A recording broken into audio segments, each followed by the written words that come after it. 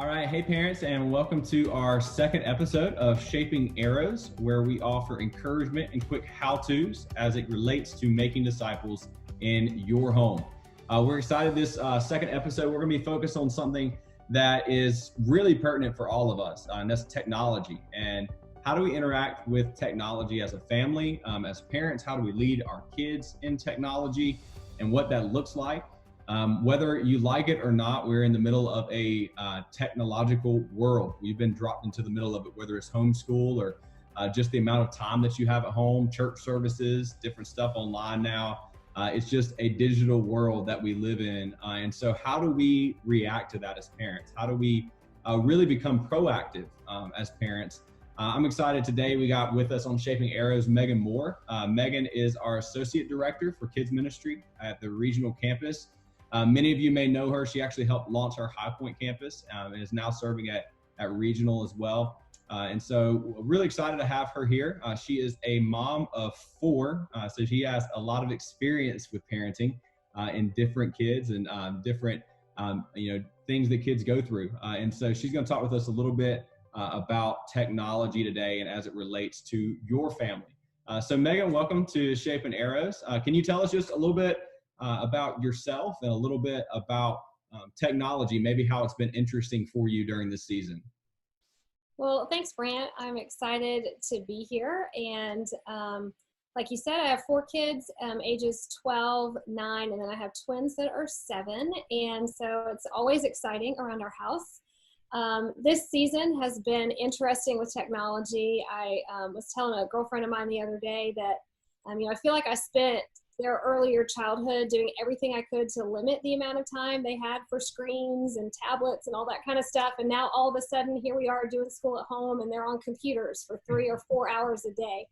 And so that's just a little bit of irony for us right there.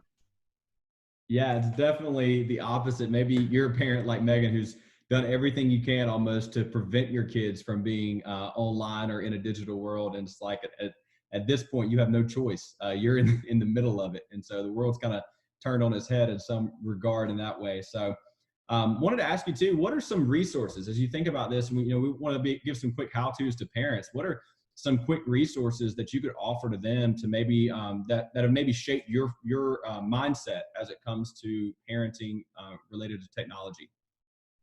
Sure, absolutely. So like you said, technology is unavoidable. It's all around us. It's a part of our lives constantly. And so it's important that we find ways to be knowledgeable about these things. And so just some things that I have found to be helpful. There's one book that's called The Tech-Wise Family. It's by Andy Crouch. It has a lot of really great information in there and just resources that are helpful. 12 Ways Your Phone is Changing You by Tony Reinke. That's another one that is just a really great way to be thinking about technology and how it's really impacting us in ways that we may not even be aware of. And so I think that's really useful. And I actually heard him, Tony Reinke, do a podcast on the Gospel Coalition, and I found it to be super helpful and practical. The title of it is 12 Priorities for Parenting in a Digital Age. And I just thought that there were lots of things in there that were helpful for me. And as I think about technology and parenting, one of the things that really stood out to me was this idea of a stair step of technology with your kids. So not just giving them a smartphone that has all the access and all of the applications and all the things, but really thinking through a plan. So coming up with an initial step where maybe they have access to a tablet, and then maybe they have a phone that isn't a smartphone, and then maybe after that there's a smartphone. So this idea that we're constantly upping the amount of responsibility that they have and teaching them along the way how to do that. And so I thought that it was just really useful. He used this analogy about driving.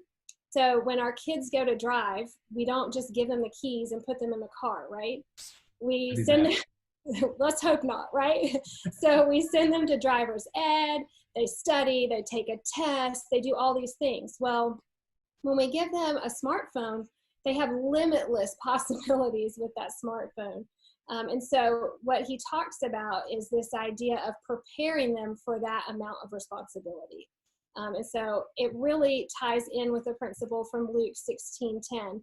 He who is faithful in a very little thing is faithful in much.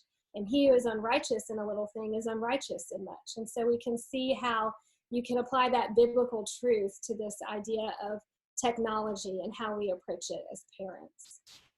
That's a really great point. I love that. I think the stair step model, thinking of it like driver's ed and teaching kids. I think you're right. That faithful in little, faithful in much. I think parents, some of us maybe are on the end of like not realizing how much access kids actually have when we give them an iPad or tablet or whatever that may be. Other parents, they realize it, and there's almost to a point of fear of it. But I love what you're saying of like, hey, we're going to train our child up. We're going to help them, kind of give them a little bit of responsibility, and then a little bit more and a little bit more as they get older, so that they can make their own decisions with it as they become adults.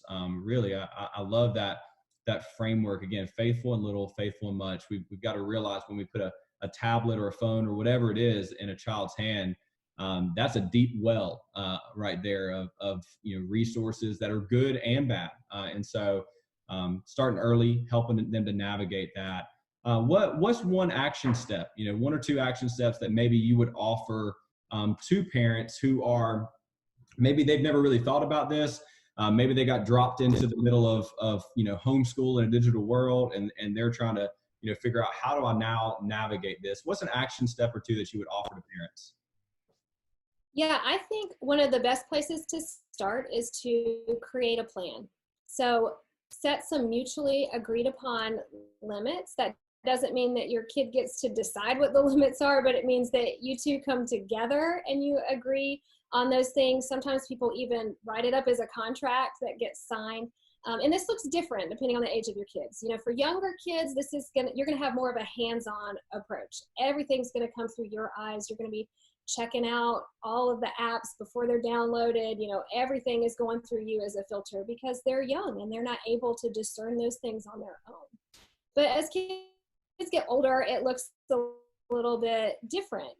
I've heard Jen Wilkin talk about this before, that by the time your kids are teenagers, it's not so much about applying more and more rules, but it's about having them live out the rules that they've been learning all along the way. So it's kind of like that. It's more of technology monitoring software, and there are lots of different possibilities there, but it's an opportunity for them to apply what they've learned and for you to be there to help them do that along the way. And I think whether it's younger kids or older kids, it's super important to let them know that you're on their side. Like, we're in this together and we're here with you. We want to help you. This isn't a punishment. We're not trying to punish you for something or prevent you from having something good, but we're trying to protect you. And so I think that's really important, that kids are understanding that as you're setting out these boundaries.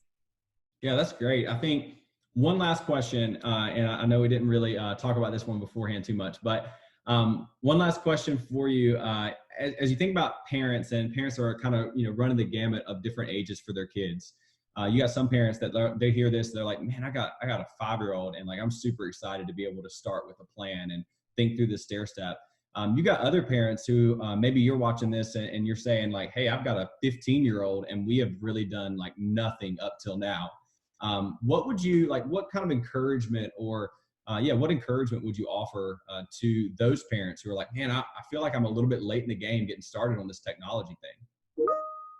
Yeah, well, I think it's never too late to let kids know that you're on their side and that you're there to help them navigate through these things. And so I think it's important to sit down and have that conversation and still make a plan together. Let them know like, hey, I've been thinking about this. Here are some of the reasons why I think it's important for us to have some boundaries and for us to have some agreed upon limits. And so let's sit down and talk this through. And one thing that I found super valuable, just because, as you know, Brant, I am not a super tech savvy person.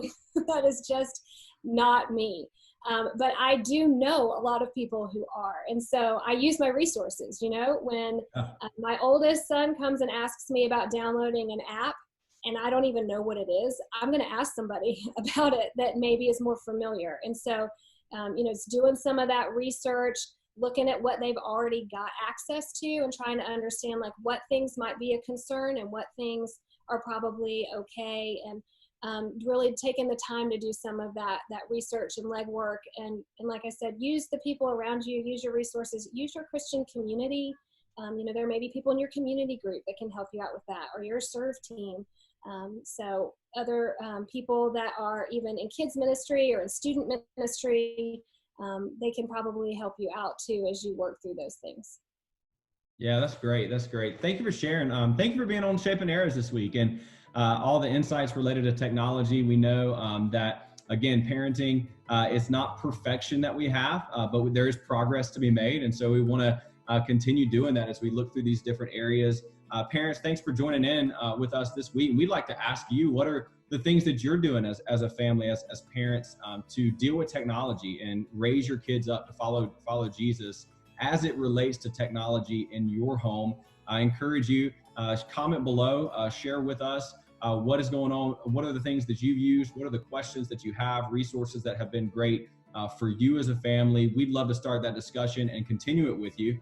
Also, if you have certain things that you want to talk about as a parent, that certain topics that you'd love to discuss, we'd love to discuss those with you on our Shaping Arrows series. And so just comment with those, send those into our kids staff or our student staff, and we would love to discuss the things that are related to your parenting and your home.